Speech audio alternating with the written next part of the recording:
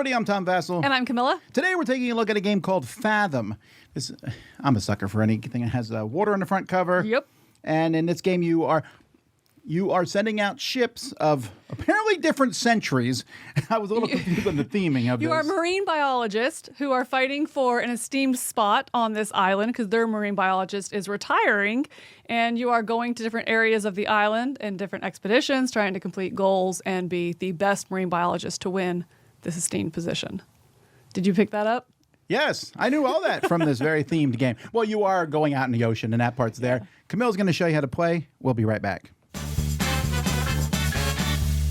At its core, Fathom is going to be a tile-laying, pattern-building game with some deep-sea exploration and thematics thrown in here. It's going to come with 4 different expeditions, or scenarios, if you will, in the box, and to kind of complete your setup, you're going to choose one of these to play through. In this one here, I am set up for the Expedition 1, Leviathan Falls, and you'll just consult the rulebook for the specific scenario-based setup and as well as the scenario-based scoring objectives, which will be out there. It's going to have different components and, again, just bring a little bit of flavor to the specific scenario that you're playing. You're going to play over 6 rounds in which you're going to be taking different tiles and exploring your own personal board, trying to maximize your scoring as you build out the patterns. Each player is going to have their own board like this over here, as I am set up with the red player, and then there's going to be a shared Sonar board over here as well. For a round, each player can consult their individual dashboard, which is where you're going to track where you're at in the round, as there's a couple different phases that you're going to go through. So the first thing you're going to do is take your first pawn for the first phase here, which is the ship phase, and everyone gets to move their ship 1 space. Now, ships are going to follow the circular spaces, so perhaps I would want to take my ship and move him to right here in the very middle spot. The next thing you're going to do is everyone is going to change their bags or switch their bags, pass them 1 player on the left. So the bags are going to rotate around even though they are player color dependent. You will be drawing from other people's bags. So let's say in this round I've gotten my bag back. I'm back to the red bag here.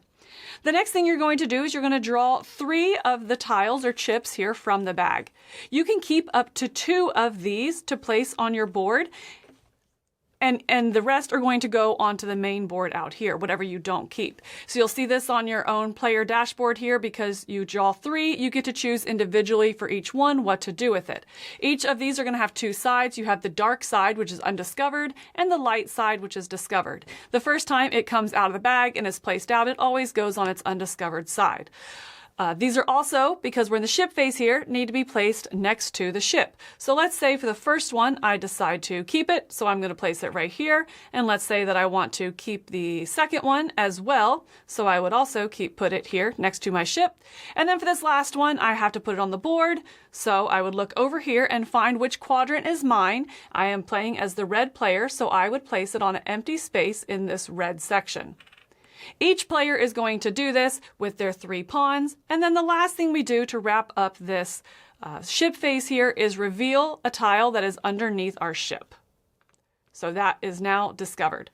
That wraps up this first ship phase, which is played simultaneously, and now we're going to go into the Sonar phase, in which we're going to go in player order. The first thing we're going to do is we are going to fill in any of these spots on our section of the board here that are don't have tiles in them here with some of these bonus tiles. So we would do something like that. Then the second thing is everyone is going to pick up their little sections here. And in player order, we will claim a section of this board. At the end of this phase, everything does have to be evenly distributed, so whoever goes last doesn't really have a choice of placement. But the first player has a lot of choice. They can go on any of these lines on this Sonar board. And specifically what you're looking for is tiles that you want, or maybe some of these bonus tiles, something like that. Let's say that I really know that I want to go into bonus tiles this turn, and I like the look of this one, so I'm going to place it right here. The second player, the blue player, can now either place it here or here, depending on what they want. And let's say they want to do it right there. So then the white player has no choice here. And again, at the end, this is evenly distributed amongst the players. So that finishes up this sonar phase. We go into the last phase of the round, which is the submersible phase. And this is going to relate to your little token or pawn over here on your board, who is going to follow the vertices. Now, the submersible gets 4 actions, which again are going to be tracked on your individual board right here as you take the 4 actions. And there are 4 actions that he can take. He can repeat actions, take them in any order, anything like that. So one action he can do is he can move up to 4 vertices. Again, the vertices are going to be these little triangles. And let's say that he wants to come over here. So he'll go 1, 2, 3, 4 right there and end his movement right there. That would have been one action. So I would track I've done one action. Another thing that he can do is take a tile from his sonar section over here and place it adjacent to where he is. So again, I'm playing as the red player, so he could take one of these. For example, maybe he would take this one and place it right there. But let's say that he did not do that, because another action that he can do is take all of the bonus tiles that are in his section and claim them to use later on. This is a one-time use that can be used immediately or any time before the end of the game. In this case, it means you can move a tile on your board to an adjacent space. So it gives you some flexibility to kind of maximize that scoring. And then the final thing that he can do is he can discover one of these tokens that is next to him. So for example, let's say that he wants to spend 2 actions in order to discover this and this. That's going to be important because at the end of the game, only discovered tiles are going to get to score. The final thing we do to wrap up the round is readjust the turn order. The first person goes to the last and everybody moves up. We have now completed a round. We would go to the next round, reset our pawns, and start once again with our ship phase. Once you do this 6 times, all players are going to look at their board and remove any tokens that are not turned on, any undiscovered tokens. So in this case, I would remove all of these, and they would not get to contribute towards scoring. And then from there, you're just going to go through the scoring. The 4 main species are always going to score the same, and that's why it's on this. That is used every game. The coral, for example, which are going to be this one here, they want to be in groups together of the same color, and based on that grouping size is how much they're going to score. The fish want to be in school, so if you have a group of at least 6 fish together, they will score 9 points. The crustaceans are going to want to be adjacent to coral, and the sea cucumber is just going to be depending on the players. Whoever has the most gets 12 points, second most gets 7, and so on. And then, of course, depending on the expedition that you're playing, you might have more scoring opportunities and creatures as well, which the Leviathan Falls comes with 2 of those as well, which are special tokens and special scoring for this specific scenario. That is going to be it, though. All the players are going to score up all the tokens on their board, depending on their scoring abilities, and the highest points will win. I like the theme of the game. Like I said at the beginning, I thought it was a little weird that the ships were different eras. They're like you're in a sail ship, and I'm in a... And in fact, I think there's 2... Is this like a deluxe version? There was 2 ships for each. Yes, they give you extra copies. There's extra of a couple of the components. I think that's just because why waste the cardboard, if they had the extra space. And so you have double of the ships, and then you have double of the round tracker or something like that. So 2 things with the rules I want to mention. The first one is I think the rules could have been clearer on, hey, play with box 1 for your first game. Yeah. Because I sat there going... Oh, we'll open the boxes later. Right. And then the rules started explaining it. Yeah. And I said, oh, box 1 is just the basic game. Not really, because you could use any box. Right. You can start anywhere. It's definitely the most basic of them. But I do wish that there was a version, an expedition or something included in the base rules. Like, don't make me go here and then over there and then come back to the base rules when I'm trying to learn it. I think that one of them should have just been in the base rules, or it said... go to Expedition 1, something like that. Very, very clear on what to do. And it's not a hard game to understand. And it works pretty well. But that's the other thing about the rules is have fun teaching this, if you're the teacher in your group, because everyone, as soon as they get their bag, they're going to think it's a bag building game. They're like, oh, this is my bag. Am I throwing more tiles in? No. Not only are you not throwing more tiles in, it ain't your bag. Right, no. It's your bag for all of 1 minute, and then you pass it. And it's kind of a weird disconnect because the stuff is in your color. Right. But it's not your color You're just trying to get, and color doesn't even matter for most of the tiles. It only matters for a few of them. Right. It's fine. It's a little bit to wrap your head around. This is not how the game works. And once you get it, it's really easy. Right. It would almost be like if you had a deck of cards you passed around and you drew from them. And it's almost like, well, what's the point of the colors then? And you're like, to balance the number of tokens. There is that, and that's coral. it. Like, Because coral, the color matters and stuff. Yeah.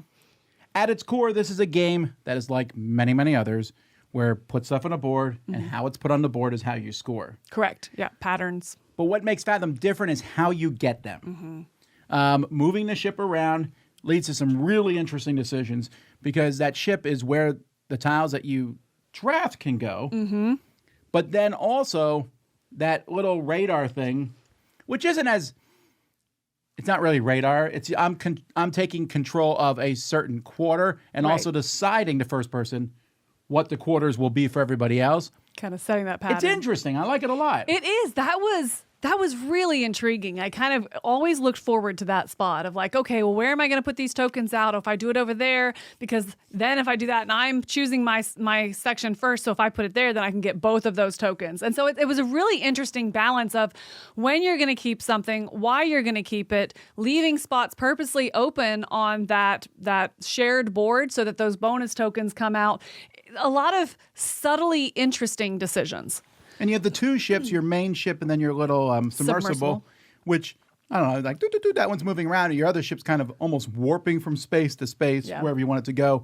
But where each of them is matters. The game itself, it's a little odd on how the game is taught in the rules, because I believe the game says some things you shouldn't do simultaneous. Yes, correct. But honestly, unless you're playing with a really, really hyper-focused person who cares, who has the biggest group of coral? I'm trying to figure out. This game could be sped up so much by almost everything can be done simultaneously. I think the only part you don't do simultaneous in the rule book, it says, is that middle section. And in that middle section is you can't do that simultaneous because that's when you're divvying up the board. Other than that, the first phase and the last phase are both simultaneous, which is fantastic. I guess, but what I'm saying is people can get caught up. Well, I'm not going to do my actions and put out coral because you have a group there or whatever. And if you're going to do this, I'll do this. And I'm like, just don't play with Don't even look at other people's boards. Yeah.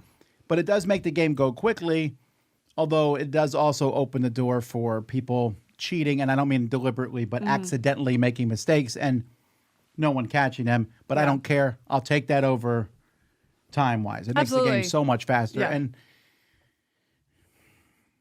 I'm glad that you have more than one reference card, but now you have one for two players. That's better, but still give everyone a reference card. Yeah. How hard is this to do at this point? Yeah. Everyone has the ones that go on the side of their board, but you don't have the scoring ones. And that's like, it was so close. So close. It's better than most because you can put it between the two players on each side of the table, unless you're sitting at a card table, then have fun.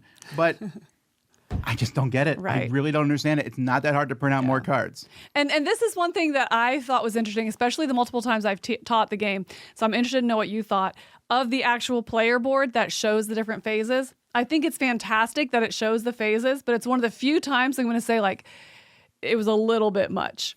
Where it's like, I make one decision and another, like, I have 3 tokens I have to make a decision on. So therefore I have 3 spots I'm supposed to go down. It's there for thematic flair, I think. I think so. And kudos, I would rather you err on that side. Yes. Give me too many spots that I'm not going to use. And I will say the final phase where you have the 4 actions your submersible can do, that is helpful because if you do one and then you take it back or something like that, it's good for sequencing to kind of keep track. But I used it maybe like twice in the game. We all just taking the tiles part. I'm like, I'll do these 3. Hang on. Hold on. I'll take 1. Now I will take 2. Yeah. Yeah. And the bonus tiles are nice. That's one of my complaints about the game. I think there is, in the first game of this I played, I feel like I won because of luck. Oh. Because it was a close game. Okay. And I just guessed at the underwater token. Oh, on which one you got? And it was worth 4 points and not -2 or whatever. And that's a big swing. And I definitely won by that little. That being said, if that bothers you, and it didn't bother me a lot, it was just like a small thing. The box 2, they're not as different. They're all worthwhile getting. So it doesn't matter. But the bonus tokens, I thought some of them are clearly better than others.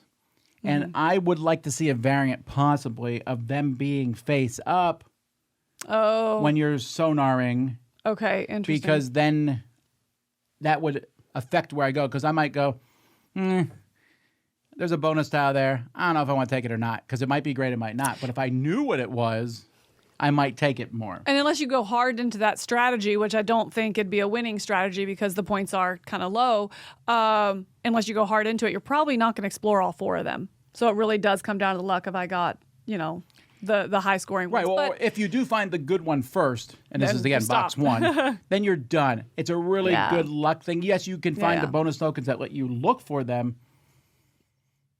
But that also has to luck come out, and so I could see that it does have that feel of fishing, right? Where you're like, let's cast right here and see what happens. I want to be clear though, that's very minor for me. I like this game. I think it does a lot of interesting things. I think this genre of putting stuff on the board and scoring, I'm really over it. But this brought me back in because I liked the sonar, I liked the movement of the boats, and that felt unique and different. And the theme. I'm a sucker for this theme, so count that in. Know that if it's a sea theme, I'm going to like it a little better. So this is 7.5, very enjoyable game, good components, easy to play and fast. Nice. I'm really similar. I'm at an 8 on this. I was charmed. I went in with pretty low expectations, picked it up because I was going snorkeling one weekend and so needed a box of, ocean-themed games to take with me, and took it, taught it from the rule book, really easy teach, and was just charmed the more and more I played. I enjoy the variability between the 4 boxes, that I think that they do stand unique in how they play and the goals of them, but it's not like you're learning a whole new game either. I don't think it increases the weight of the game, and I think that's a hard thing to do as a designer. So I was really impressed with the 4 different boxes. I'd love to see additional boxes. And I think it's a good balance of simultaneous play to keep the turns quick and keep the game moving, but interaction on that main sonar board, divvying it out, that it kept it feeling like a group game and not multiplayer solitaire. So for me, it's an 8. Well, there you go, folks. That is Fathom. Check it out. I'm Tom. And I'm Camilla. And we're going, she's going snorkeling. I'm going to go. I'll stay in the boat.